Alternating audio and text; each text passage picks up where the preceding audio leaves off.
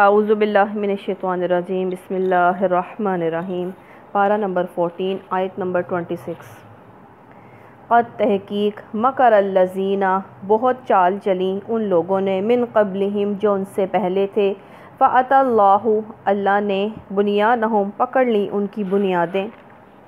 من القواعد بنیاد، فخر علیہم السقف، بس گر پڑی ان کے اوپر سے چھتیں، من فوقہم ان کے اوپر، واتاہم العذاب، اور آیا ان پر عذاب، من حیث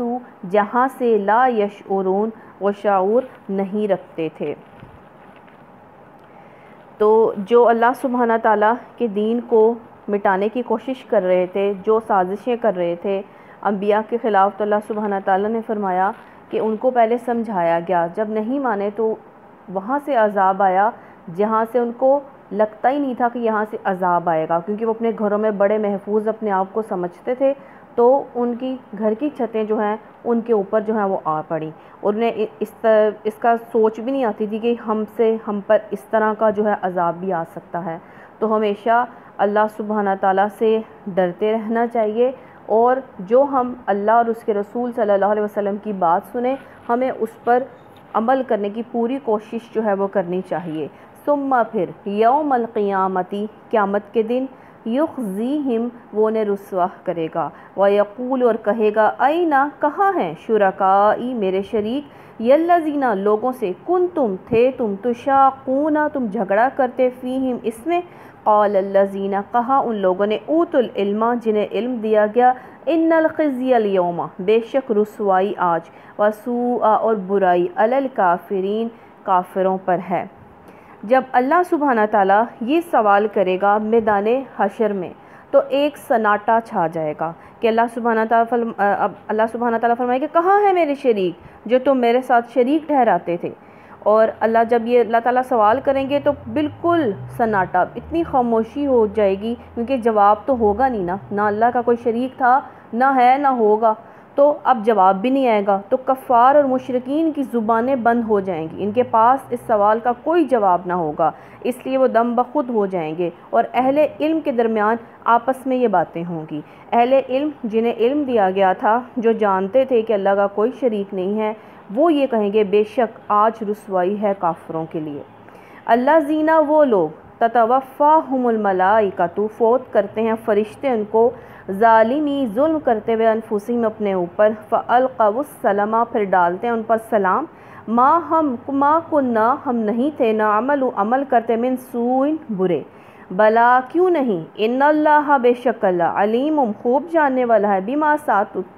اس کے، تم تھے تم، تعملون جو تم عمل کرتے۔ اب اللہ کے نافرمان جو ہوتے ہیں، جب ان کی جان نکالنے کے لیے فرشتے آتے ہیں نا، تو وہ فرشتوں کو سلام کرنے لگتے ہیں، عاجزی کرتے ہیں، تاکہ ان پر جو ہے وہ عذاب نہ ہو، کیونکہ انہیں نظر آ رہا ہوتا ہے کہ ہمارے ساتھ اب ہونے کیا والا ہے۔ تو فرشتے جواب دیں گے، نہیں، یعنی تم جھوٹ بولتے ہو، تمہاری تو ساری عمر ہی برائیوں میں گزر رہی ہے اور گزر گئی ہے، اور اللہ کے پاس تمہارے سارے عملوں کا ریکارڈ محفوظ ہے، تمہارے اس انکار سے اب کچھ نہیں ہونے والا ہے، یعنی کہ اب تم یہ کہہ رہے ہو کہ اب تم عاجزی کر رہے ہو، جو تم انکار کر رہے ہو کہ ہم برائی نہیں کرتے تھے، اللہ تعالیٰ کے پاس تو سب کچھ محفوظ ہے، سب کچھ ریکارڈ ہے، اب کچھ نہیں ہو سکتا، اب جو کیا ہے اس کا جو ہے وہ سزا بھگتنی پڑے گی۔ فادخلوا پس داخل ہو جاؤ، ابواب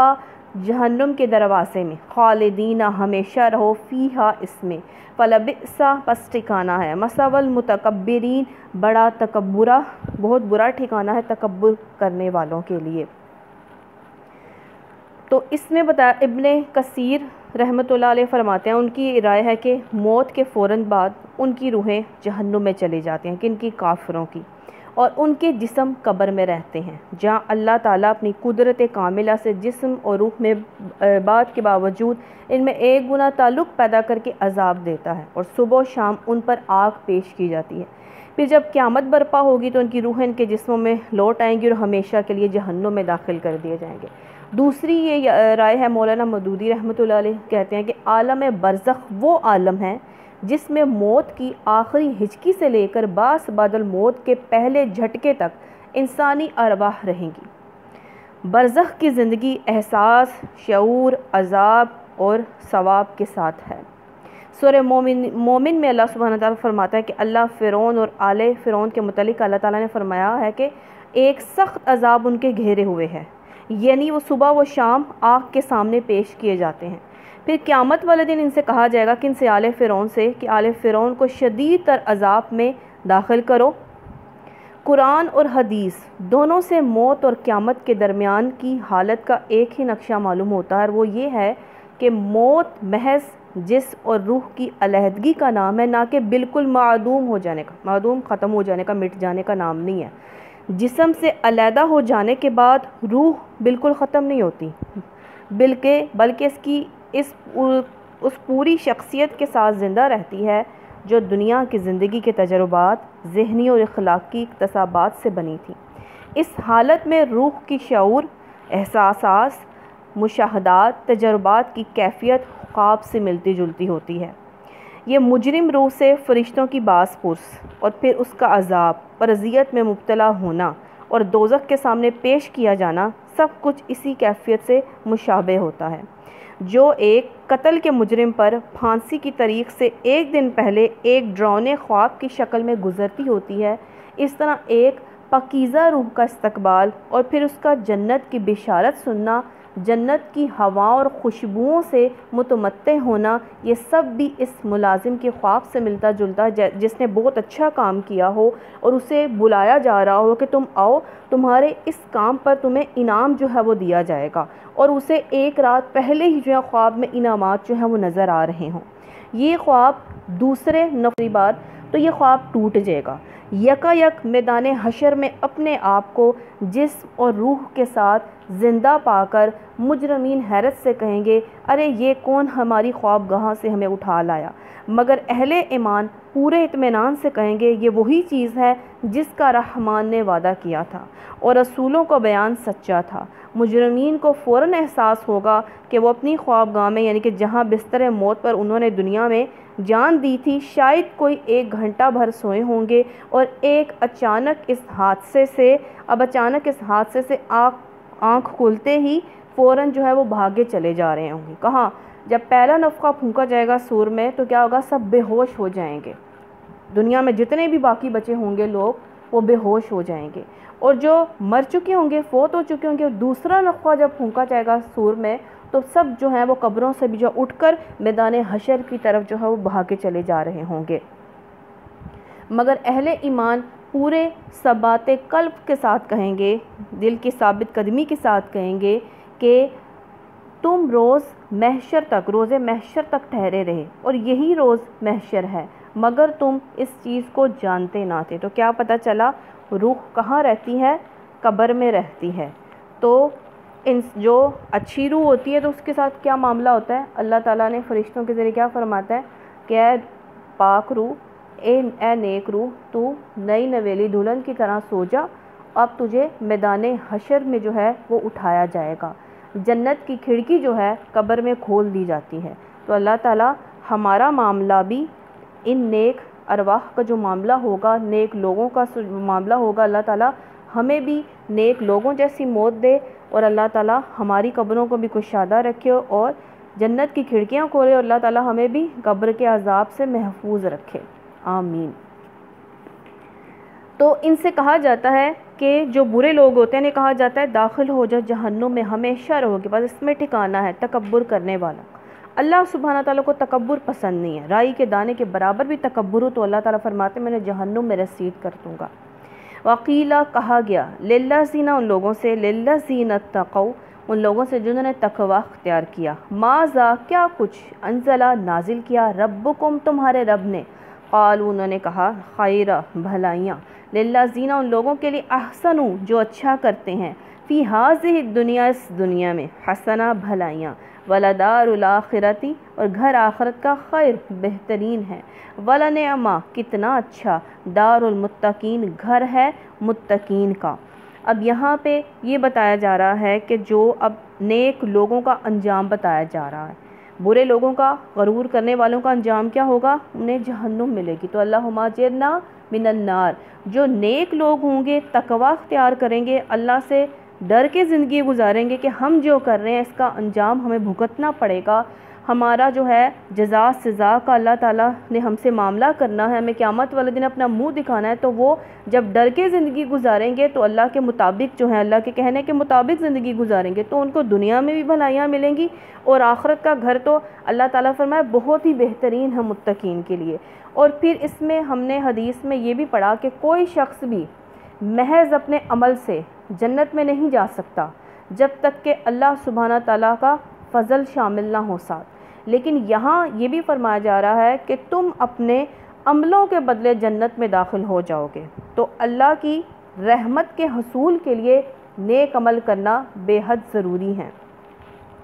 اور نیک عمل اللہ سبحانہ تعالیٰ کی رحمت کا جو ہے وہ ذریعہ ہے۔ جب انسان نیک عمل کرتا ہے، نیک عمل اللہ کی رحمت کا ذریعہ کیوں بنتے ہیں؟ کیونکہ اللہ اور اس کے رسول صلی اللہ علیہ وسلم کے حکم کے مطابق اور اطاعت گزار ہو کر جب انسان اللہ کا حکم مانتا ہے، اللہ کو یاد کرتا ہے، تو اللہ تعالیٰ کی رحمت جو ہے وہ ضرور آ کر رہتی ہے۔ جناتن باغات ہیں، عدن ہمیشہ کے لیے، یدخلونہ ہمیشہ کے وہ داخل ہوں گے اس میں، تجری بہتی ہوں گی،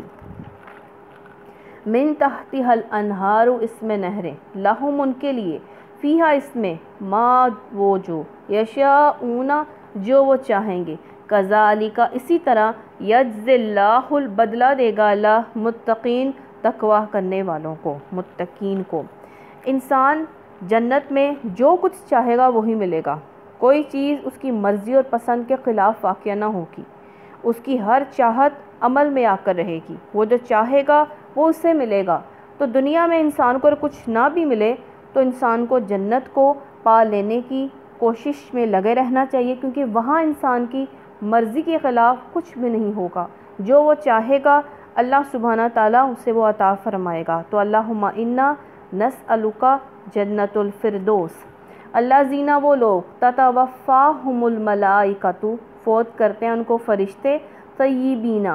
وہ پاک ہوتے ہیں، یقولون کہتے ہیں، سلام سلام ہو علیکم تم پر، ادخلوا داخل ہو جاؤ، جنت میں، بما بے وجہ اس کے کنتم تھے تم، تعملون عمل کرتے۔ تو اس میں کیا بتایا جا رہا ہے؟ اس میں یہ بتایا جا رہا ہے کہ نیک لوگوں کو فرشتے آ کے سلام کرتے ہیں اور انہیں یہ خوشخبری دیتے ہیں کہ جنت میں داخل ہو جاؤ۔ متقین کی قبر میں جنت کی کھڑکی جو ہے وہ کھول دی جاتی ہے، جنت کی ہوائیں جو ہیں وہ اس میں آتی ہیں۔ تو اللہ سبحانہ تعالیٰ سے کیا مانگنا چاہیے؟ اللہم انا نسألک جنت الفردوس، کہ اللہ تعالیٰ ہمیں جنت میں داخل کرے، اور اللہ تعالیٰ ہمیں ایسے ہم سے جو ہے کام لے دنیا میں کہ ہمارے گھر جو ہیں جنت میں جو ہے وہ بنے، اور گھر جانے سے پہلے ہمارا جو قبر میں سفر ہے، قبر میں ہمارا جو انتظار ہے، اللہ تعالیٰ وہاں بھی ہمارے لیے جنت کی کھڑکیاں جو ہے وہ کھولے، آمین۔ حل نہیں، ینظرون وہ انتظار کرے، الا مگر، ان تأتیہم مگر یہ کہ آ جائیں، الملائکۃ ان کے پاس فرشتے، او یاتی یا آ جائے، امر ربک فیصلہ تیرے رب کا، کذالک اسی طرح، فعلا کیا، اللہ زینہ ان لوگوں نے، من قبلہم جو ان سے پہلے تھے، وما نہیں، ظلمہم اللہ نہیں ظلم کیا ان پر اللہ نے، ولیکن لیکن تھے، کانوا وہ، انفسہم اپنی جانوں پر، یظلمون ظلم کرتے۔ مطلب یہ کہ جہاں سمجھانے کا تعلق تھا آپ صلی اللہ علیہ وسلم نے پوری حقیقت کھول کر سمجھا دی، اب یہ لوگ ایک صاف سیدھی بات کو مان لینے میں پیچھے رہ رہے ہیں، نہیں مان رہے، تو کیا اس چیز کا انتظار کریں کہ موت کا فرشتہ سامنے آ کھڑا ہو، زندگی کے آخری لمحے میں مانیں گے، یا خدا کا عذاب سر پر آ جائے تو اس کی پہلی چوٹ کھا لینے کی بات مانیں گے؟ تو تب نہیں اللہ سبحانہ تعالیٰ جو ہے وہ پھر معافی قبول ہوتی، جب موت کے آخری ہچکی ہونا، پھر معافی اللہ تعالیٰ منظور نہیں کرتا، کیونکہ اللہ تعالیٰ نے وقت بہت دیا تھا، وقت کو تو فضولیات میں گزار دیا، اللہ کو راضی کرنے میں تھوڑا لگایا، نہ رسول صلی اللہ علیہ وسلم کو راضی کرنے میں لگایا، وقت تو فضولیات میں لگا دیا۔ تو آخری وقت میں جب یاد آیا کہ موت سر پر ہے تو معافی مانگی، پھر نہیں معافی اللہ تعالیٰ دیتا ہوتا۔ تو اللہ تعالیٰ ہمیں زندگی کو، وقت کو غنیمت جانے کی ہمیں توفیق عطا فرمائے، ہم فضولیات میں پڑھنے کی بجائے اپنے اللہ کو راضی کرنے میں، رسول اللہ صلی اللہ علیہ وسلم کو راضی کرنے میں ہم لگے۔ فَأَصَابَهُمْ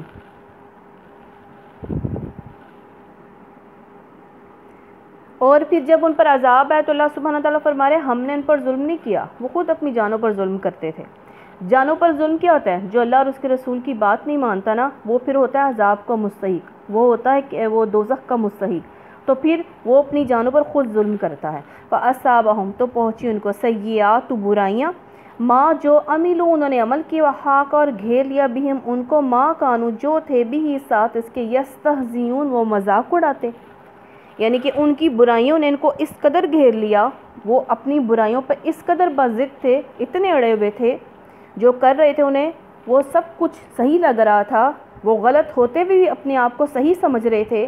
تو اللہ سبحانہ تعالیٰ نے فرمایا اور اچھا کرنے والوں کا، نیک عمل کرنے والوں کا مذاق اڑاتے تھے۔ نبی صلی اللہ علیہ وسلم نے فرمایا اللہ سبحانہ تعالیٰ مذاق کرنے والوں کو تب تک موت نہیں دیں گے جب تک اس مذاق اڑانے والے کو اسی حالت میں نہ لے آئیں جس حالت کا جو ہے مذاق اڑایا گیا۔ تو مذاق اڑانا اللہ سبحانہ تعالیٰ کو بے حد ناپسندیدہ ہے جب تک اس مذاق اڑانے والے کو اسی حالت میں نہ لے آئیں جس حالت کا جو ہے مذاق اڑایا گیا۔ تو مذاق اڑانا اللہ سبحانہ تعالیٰ کو بے حد ناپسندیدہ ہے کہ اللہ سبحانہ تعالیٰ نے فرمایا جس چیز کا کسی کا مذاق اڑاؤ گے نا تو اسی چیز میں، اسی بیماری میں، اسی حالت میں مبتلا کر کے موت دوں گا، تب تک موت نہیں آئے گی۔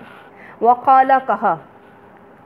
اللہ زینہ ان لوگوں نے، اشرکو جنہوں نے شرک کیا، لو اگر شاء اللہ چاہتا اللہ، ما عبدنا نہ ہم عبادت کرتے، من دونی اس کے سوا، من شیئن کسی چیز کی، نحن ہم، ولا نہ آباؤنا ہمارے باپ دادا، ولا نہ حرمنا ہم حرام کرتے، من دونی اس کے سوا، من شیء کسی چیز کو، کذالک اسی طرح، فعلا کیا ان لوگوں نے،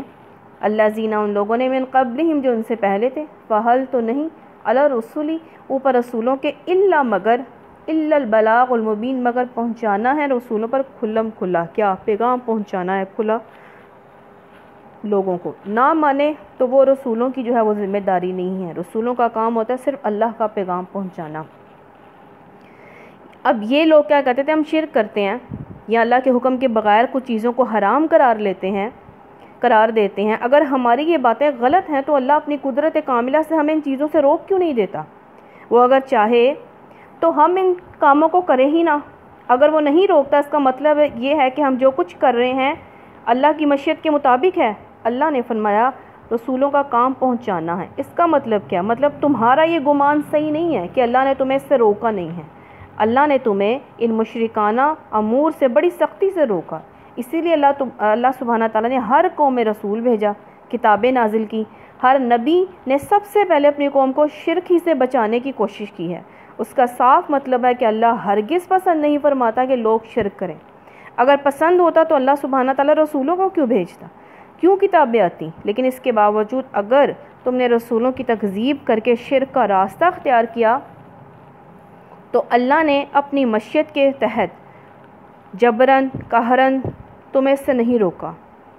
تو یہ اس کی حکمت اور مصلحت کا ایک حصہ ہے جس کے تحت اس نے انسانوں کو ارادہ اور اختیار کی آزادی دی ہے، کیونکہ اس کے بغیر انسانوں کی آزمائش ممکن نہ تھی۔ رسول کا پیغام کیا کام ہوتا ہے؟ پیغام پہنچا کر سمجھاتے رہے، رسول بھی پیغام پہنچا کر اللہ کا یہی سمجھاتے رہے کہ اس آزادی کا جو اللہ نے دی ہے غلط استعمال نہ کرو، بلکہ اللہ سبحانہ تعالیٰ کی رضا کے مطابق اسے استعمال کرو۔ رسولوں کا کام پیغام پہنچانا تھا جو انہوں نے کر دیا، اور پھر بھی اگر انسان نے شرک کر کے آزادی کا غلط استعمال کیا جس کی سزا جو ہے اب دائمی عذاب ہے۔ وَلَقَدْ البتہ باس نہ ہم نے بھیجا فی کل امتن ہر امت میں رسول کو، ان اعبدوا اللہ کہ عبادت کرو اللہ کی، واجتنبوا الطاغوت اور بچو طاغوت سے، فمنہم تو ان میں سے بعض، من ہدی اللہ بعض ایسے ہیں جن کو ہدایت دی اللہ نے، ومنہم اور ان میں سے، من حقت سچ ہوگی علیہ ان پر، دلالہ گمراہی، فسیروا پس چلو پھرو فی الارض زمین میں، فانظروا پھر دیکھو کیفا کس طرح، کانا ہوا عاقبۃ المکذبین انجام جھٹلانے والوں کا۔ اب یہاں پہ پھر اللہ تعالیٰ نے مزید فرمایا کہ ہم نے تو ہر امت میں رسول بھیجا ہے اور یہ پیغام ان کے ذریعے سے پہنچایا کہ صرف اللہ کی عبادت کرو، لیکن جن پر گمراہی چپک گئی تھی، چسپاں ہو چکی تھی، یعنی کہ جنہوں نے جو ہے اپنے اوپر ہدایت کے راستے بند کر لیے تھے، جنہوں نے مان کے نہیں دیا، تو کیا ہوا؟ اللہ تعالیٰ نے فرمایا چلو پھرو دیکھو زمین میں کیسے کیسے لوگوں کا انجام جو ہے، کیسی کیسی قوموں کا انجام ہوا ہے جنہوں نے اللہ اور اس کے رسول کو نہیں مانا ہے۔ بچو طاغوت سے۔ طاغوت کیا ہے؟ ہر وہ کام، ہر وہ چیز جو ہمیں اللہ کی یاد سے غافل کر دے، جو ہمیں اللہ کے راستے سے روک دے، جو ہمیں اللہ کے کام سے روک دے، وہ ہے طاغوت۔ ہر وہ شیطانی قوت جو ہمیں اللہ کے راستے سے جو ہے وہ روک دے۔ تو اللہ تعالیٰ نے تو رسولوں کے ذریعے یہی کہا کہ اپنے آپ کو بچاؤ طاغوت سے اور کرو اللہ ہی کی عبادت۔ ان تحرج، اگر تم حریص ہو، علی ہداہم، ان کی ہدایت پر، فإن اللہ، تو بے شک اللہ، لا یہدی، نہیں ہدایت دیتا، من یضل، جس کو وہ بھٹکا دیتا ہے، وما، اور نہیں، لہم، ان کے لیے، من ناصرین، مددگاروں میں سے۔ یہ لوگ، اب یہ اللہ سبحانہ تعالیٰ فرما رہے ہیں نبی صلی اللہ علیہ وسلم کو، کہ نبی صلی اللہ علیہ وسلم کی خواہش تھی اور بہت شدید خواہش تھی کہ سب ہدایت کے راستے پر جو ہے وہ آ جائیں، لیکن قوانین الہیہ کے تحت جو گمراہ ہو گئے ہیں ان کو آپ ہدایت کے راستے پر چلا نہیں سکتے۔ اللہ سبحانہ تعالیٰ نے فرمایا جنہوں نے خود اپنے لیے غلط راستہ منتخب کر لیا ہے، آپ ان کو جو ہے ہدایت کا راستہ دکھا نہیں سکتے، کیونکہ ہدایت انہیں ملتی ہے جو طلب کرتے ہیں، جن کے اندر جذبہ ہو کہ ہم بدلیں، ہم اللہ اور اس کے رسول کے کہنے کے مطابق بن جائیں، سچے، پکے، عملی اور قولی، فعلی، ہر طرح سے اللہ کے بن جائیں۔ تو جب تک انسان ہدایت نہیں مانگتا اسے ہدایت نہیں ملتی ہے۔ یہ تو اپنے اللہ سبحانہ تعالیٰ نے فرمایا کہ آپ کو، آپ کی خواہشہ یقیناً یہی ہے کہ سب ہدایت کا راستہ اپنا لیں، لیکن جنہوں نے گمراہی خود اپنے لیے چن لی ہے تو ان کو ہدایت کے راستے پر اب چلا نہیں سکتے۔ یہ تو اپنے آخری انجام کو پہنچ کر ہی رہیں گے، جہاں ان کا کوئی مددگار نہ ہوگا۔ جنہوں نے اللہ اور اس کے رسول کی نافرمانی کر لی تو ان کے اللہ اور اس کے رسول کے سوا کون دنیا میں جو ہے وہ مددگار ہو سکتا ہے؟ کوئی بھی نہیں ہو سکتا۔ وَاقْسَمُوا، اور وہ قسمیں کھاتے ہیں، باللہ، اللہ کی، جہدہ، پکی، ایمانہم، قسمیں، لا یبعث اللہ، نہیں اٹھائے گا اللہ، من یموت، جو مر جاتا ہے، بلا، کیوں نہیں، وعدن، وعدہ ہے، علیہ، اس کے ذمے، حقاً، سچا، ولیکن، لیکن، اکثر الناس، اکثر لوگ، لا یعلمون، نہیں علم رکھتے ہیں۔ اب کافروں کے، مشرکین کے ذہن میں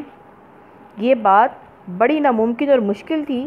کہ مٹی میں مل جانے کے بعد دوبارہ جی اٹھنا مشکل اور ناممکن ہے۔ اس لیے جب رسول اللہ صلی اللہ علیہ وسلم انہیں بعد الموت کی بارے میں فرماتے، واعظ کرتے، یعنی کہ آپ کہتے ہیں مرنے کے بعد دوبارہ اٹھنا ہے،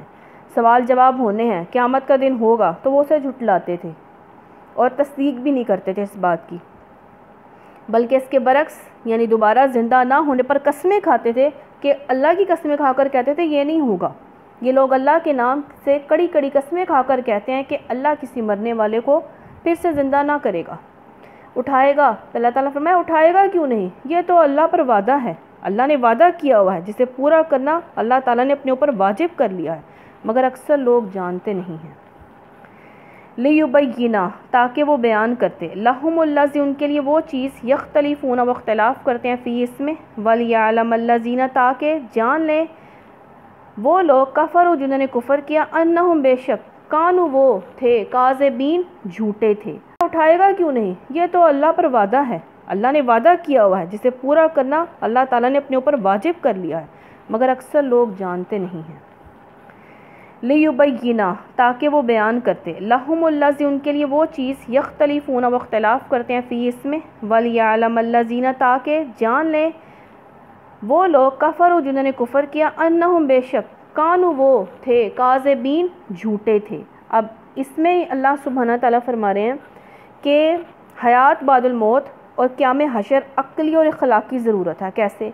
دنیا میں جب سے انسان پیدا ہوا حقیقت کے بارے میں بے شمار اختلافات رونما ہوئے، اپنے انہی اختلافات کی بنیاد پر نسلوں، قوموں اور خاندانوں میں پھوٹ پڑی، انہی کی بنیاد پر مختلف نظریات جو ہیں وہ رکھنے والوں نے اپنے الگ مذاہب، الگ معاشرے، الگ تمدن جو ہے وہ بنا رکھے، اور پھر انسان نے، ہر ایک فرقے نے اپنے آپ کو صحیح ثابت کرنے کے لیے بہت سی قربانیاں دی بھی اور بہت سی جانیں لی بھی،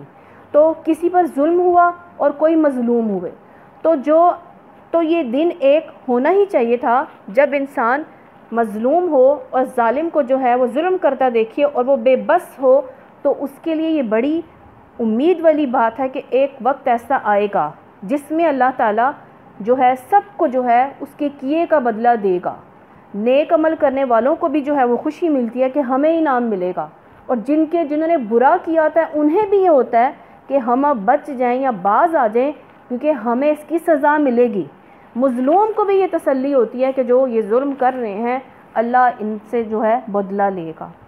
اور پھر یہ ضروری بات ہے, یعنی اللہ تعالیٰ نے فرمایا کہ یہ ضروری ہے کہ پتہ چل جائے کون جھوٹا تھا اور کون سچا تھا.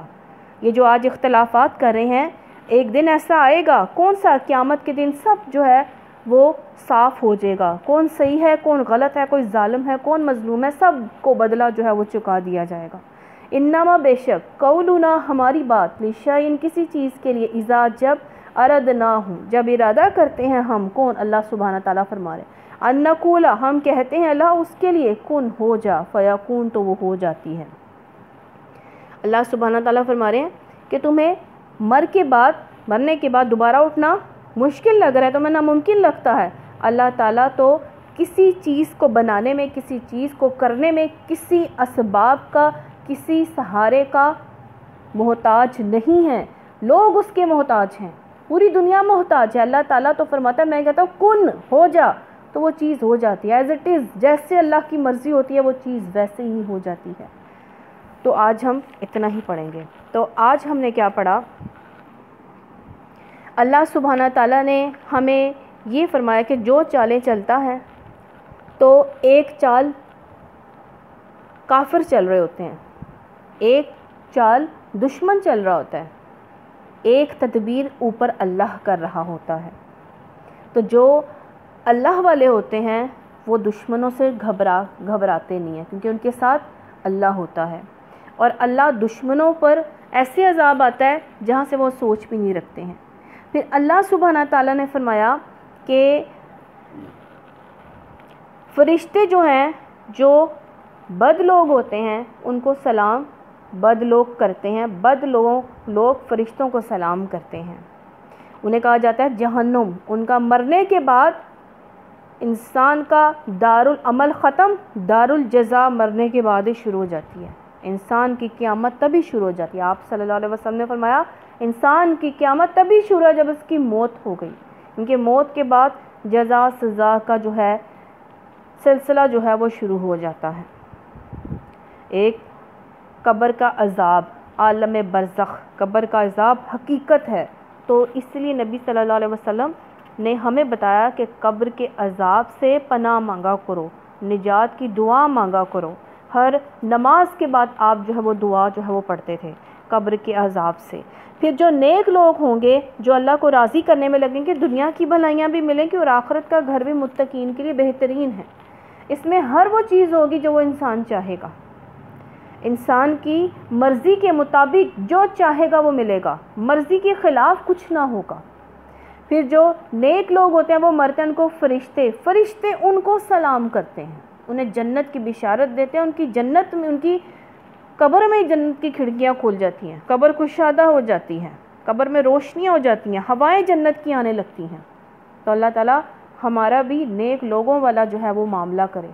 ہماری بھی موت ایسے ہے کہ ہمیں جیسے نیک لوگوں کو اللہ تعالیٰ معاملہ کرتا ہے, ہمارے ساتھ بھی اللہ ایسے ہی معاملہ کرے. ہمیں بھی اللہ قبر کے عذاب سے بچائے. اور مذاق اڑانا اللہ تعالیٰ کو اتنا ناپسندیدہ ہے کہ اللہ تعالیٰ فرمایا جس چیز کا مذاق اڑاؤ گے وہی تمہارے ساتھ بھی کروں گا تب تک موت نہ آئے گی.